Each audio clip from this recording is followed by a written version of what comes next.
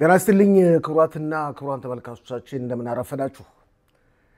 በትላንትናው ዕለት በአዛ አንድ ወታደራችን ሰውቷል። ነፍስ ይማር። በካታር ሲካሄድ የቆየው ታጋቾችን የማስለቀቅ ጉዳይ ድርድር እንቅፋት እያጋጠመው መሆኑ ተገለጸ።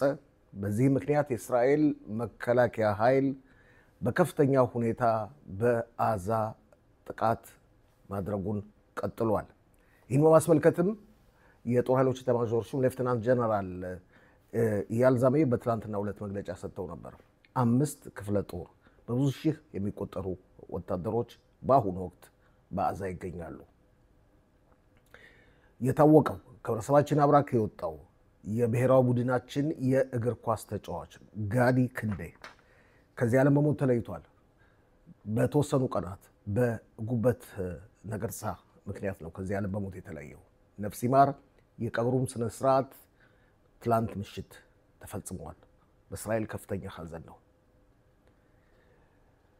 ኢራን በቅርቡ ከአሜሪካ ጋር ልታደርግ ያቀደችውን ድርድር ላታካሄድ እንደምትችል አስታወቀች።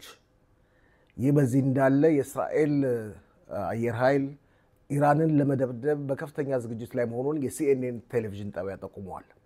እነዚህና ሌሎችን ልክ በ2 ሰዓት ጠብቁን። ሼር፣ ሰብስክራይብ እና ላይክ ማድረጋችሁን እንዳዘነጉ